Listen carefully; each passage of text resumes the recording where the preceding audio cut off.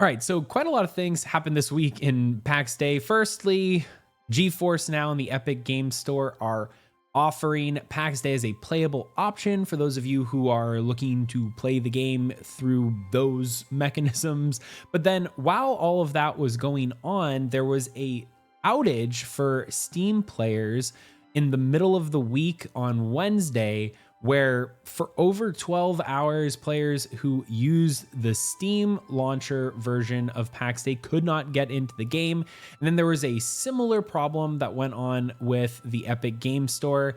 We're going to talk about all of that. But then in addition, starting today, the date of recording, January 31st, there is also the launch of a new streamer event for the Market Square update in its entirety. That is going from January 31st to February 2nd. I don't think we will be participating in this one just because of other timing things, which maybe we'll talk about in a future video. Hope to talk about in a future video.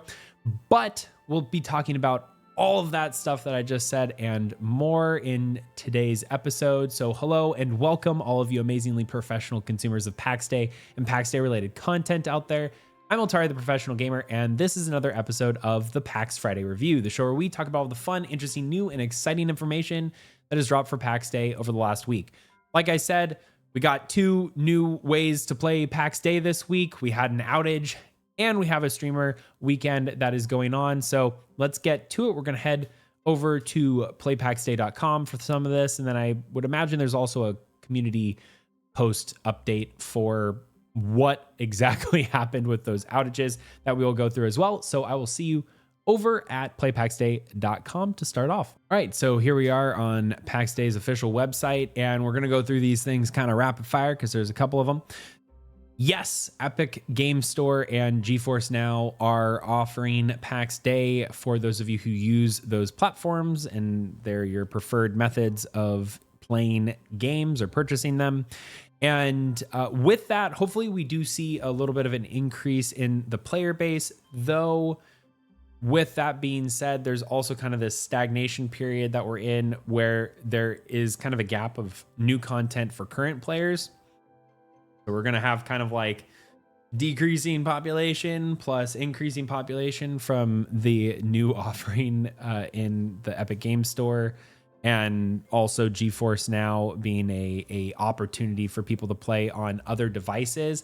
I have had the chance to test this out, though I don't have it personally. I have tested it out on some friends' devices who use GeForce Now, and I can say you can play it on your phone. You can play it on the big screen TV if you have like an NVIDIA Shield or options like that. So it works well. In fact, there was an interesting tidbit of information that one of the channel members, as well as a member of the Golden Company, brought up specifically where they were having on their normal computer, which is a pretty good computer based on the specs that they shared, they would have a really delayed pace of loading in all of the boxes and all of the different placeable items in game. But when they loaded the game in on GeForce Now on that same computer, even all of the boxes would be already loaded and instantly in. So it does seem like there was some optimization that occurred as well for GeForce Now. And we also saw some of that with the most recent update. For many of you, I know that I plugged the Golden City a couple of weeks ago, and one of the common bits of feedback was it lags even when I look at it on the other side of a mountain when I'm inside Aris, and that is completely gone now. So whatever happened, there was a improvement optimization that occurred. There is virtually no lag even when walking through the city. So that is a really good sign for some of these improvements, and maybe some of those kind of came in with the GeForce Now update to enable playing on that platform too. But then with that being said, Epic Game Store is also currently having a 25% off discount on the Journeyman package. For those of you who are interested, the Journeyman package is kind of that first introductory package, and you get one plot when you purchase. But then there's also the Artisan and Master packs that you can get all the way up to 4 plots on a single account. And for those of you who are interested in upgrading, there's currently a 10% discount on upgrading all the way up to a master's as well. We do have a channel referral link, though I think Mainframe has taken that down for other newer content creators. I don't know if it applies for the Epic Game Store, but hey, if you're looking to support the channel and you're interested, you can use the code that's on top of the screen or also down in the description of this video below. I would appreciate it, but don't feel obligated to. We just do this because we like playing Pax Dei. So thank you again, regardless of whether or not you choose to use that code or not. But that is pretty much everything that we have. I do find it very interesting, the GeForce Now optimizations and how well they're working. One of the initial kind of selling points for Pax Dei was that it was going to be a cloud-based game. And we actually, I think it was like our 3rd video covering Pax Dei on this channel. Over 2 years ago now, I'm pretty sure, that was talking about how Pax Dei was a cloud native game. And I think this is kind of one of the first realizations of that. And I think that Pax Dei works really well on GeForce Now because of how the game has been developed up until this point, with the idea of this cloud native structure being there. Now, if you are trying to get GeForce Now, I believe it's sold out. For anyone who's wondering how the heck can a service be sold out like that, it's actually because of how these services work. They have a data center with a bunch of NVIDIA graphics card computer setups. And if your area or if their service isn't able to take the amount of average traffic that they're expecting, it's kind of like a gym or something like that, where gym memberships, the way that they work, if everyone showed up to the gym every day, then they wouldn't have enough space or enough machines or enough anything to support all of the customers. It's the exact same concept for GeForce Now, except with GPUs instead of treadmills. So that is why it's currently sold out. Hopefully that is resolved in the next couple of days or weeks. So people who are looking forward to being able to play Pax Dei on their phones will actually be able to do that. Now, granted, latency is still going to be a thing. I would hope you're not trying to go and do really difficult dungeons or PvP content on your phone. Probably not going to be the best, but all other intents and purposes, GeForce Now is very, very useful. Highly recommend trying it out if you have the opportunity to. Now, let's go head over and talk about the streamer event. There's kind of limited information that I have on this side because, again, we're not planning really to do the streamer event this time around, but I'll see you over at the next official webpage talking about it. All right, so here we are on the announcement for the streamer event. This is called the Market Square Challenge. It started today, the date of recording, January 31st, and it's going to be going until February 7th. Now, details have been relatively sparse as to what this is. I would imagine the event, I haven't looked into it all together too much because, again, we're not focusing on that live stream, at least for this weekend. But that being said, what I would imagine it is a series of challenges that as a streamer goes through it and accomplishes the different tasks that they need to with their community or viewers, then they kind of turn it in and Mainframe will reward them with some Twitch subscriptions. Now, personally, I've done some of these in the past with Mainframe, and I really enjoyed it, and I thought it was a fun time to work alongside the community for some stuff. But I feel like for this one, we might be streaming and just helping some of the new players, answering questions who are joining us now from the Epic Game Store, or trying things out on GeForce Now for the first time.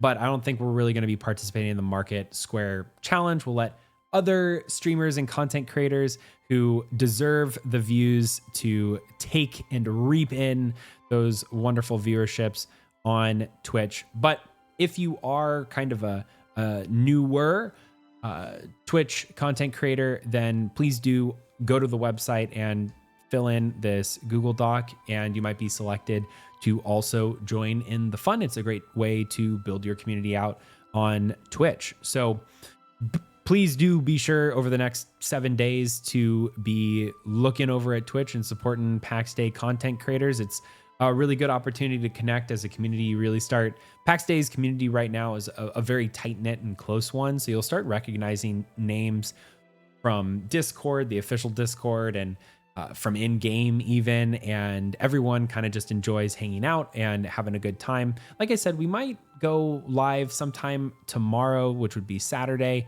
the 1st of February, probably towards the afternoon hours around maybe 8 p.m. Pacific Standard Time. So we'll be able to get some early morning gaming for all of you on different time zones, or some late night gaming for those of you who like to stay up late as much as I do. Now, we do have one last thing to touch on. It was a community post talking about the downed Steam authentication servers and all of that. So we'll head over to the official Discord to read that and go through that really quickly. I'll see you over there. All right, so here we are on Pax Dei's official Discord, and we got a little bit of a explanation for the Steam outage and an apology. And first and foremost, I would like to just give Mainframe a shout out here.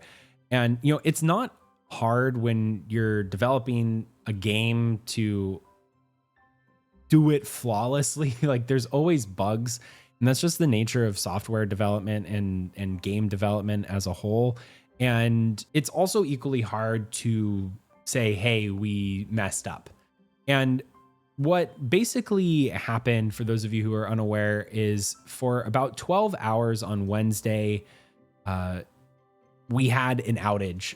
The Steam keys weren't basically able to validate on the back end of the game, and we weren't able to actually log in to Pax Dei if you were a Steam user. Now, the rare bit about this particular issue is that the development team, which again, they are all based out of Europe. They're either in Reykjavik or Helsinki or around those areas.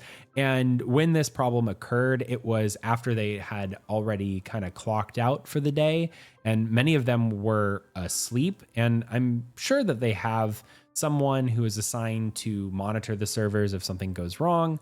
But the issue was that even though that person was probably available, the system as a whole wasn't actually catching that there was a problem. And they have these different ways of monitoring and alerting their engineers when something has a particular outage or there's a service that is currently down, and that just wasn't activated for this for whatever reason.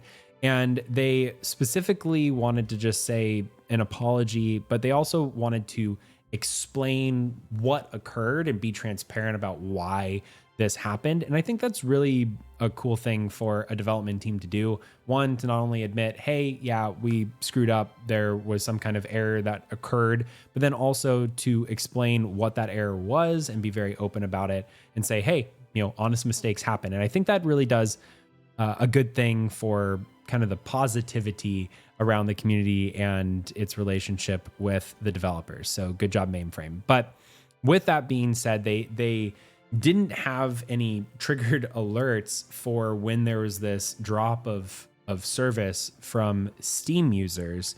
And as a result, nobody on the server engineering team actually was able to detect that. So going forward, they admitted that the outage lasts longer than it should have. And once they became aware of the issue, they were able to fix it really quickly. But the delay in the detection was the biggest reason for why the downtime was so long. And now that they saw this kind of gap, they were able to identify it, and they promise that they are going to be improving it in the future. Now, there was one last update that I wanted to bring up to everyone's attention. February is upon us. February 14th is Valentine's Day, and it brings with it the Hearts and Heroes challenge, competition, event. within the Pax Dei community. So because of that, they are allowing for players to show their appreciation and declare their love for their clan or maybe a special someone in it. Or if you feel especially mischievous, maybe your nemesis as well. But effectively, what you'll be able to do is submit a short 25-word maximum English message, like anything from an epic poem, a prayer, a war cry, or whatever you want to. And they are going to include it in a message that's going to come out on Valentine's Day, or so it would appear. You have until February 7th to submit, and there is a channel. It's called Amor, Vincit, Omnia, and that is Latin for something. Check in the description below and I'll tell you exactly what it is. But you'll be able to include that, and maybe you'll be included in the video when it is released. So that is all that we have for today. I know there was a lot of just things happening. I do look forward to the next couple of weeks. I think that we will be getting some more information on what is to come in Pax Dei. It is a helpful reminder that at the end of February, 2 years ago, was when Pax Dei was officially announced. So we will be going into our 3rd year of Pax Dei. And I think that would be a great opportunity for Mainframe to kind of share a little bit more about what is to come. And I really look forward to that. Now, obviously, things happen on their timeline, and if that is not a part of their timeline, that is okay as well. We have many videos that are planned in the coming weeks and months to talk about what exciting stuff we are hoping to see in Pax Dei over the next year, as well as some lore videos and a special series that we have been thinking about and working on for close to 2 months now. And I think we're getting pretty close being able to share the first episode. So if you haven't done so already, don't forget to hit that like button. It helps these videos out. Subscribe so you can be notified whenever our other videos come out, and share with any of your friends who might be interested in learning more, or at least staying up to date with everything that is going on in Pax Dei. But that's all that we have. Thanks to all of our channel members. Thank you to everyone for making it all the way through the video. And until next time, I'm Altari, the Professional Gamer.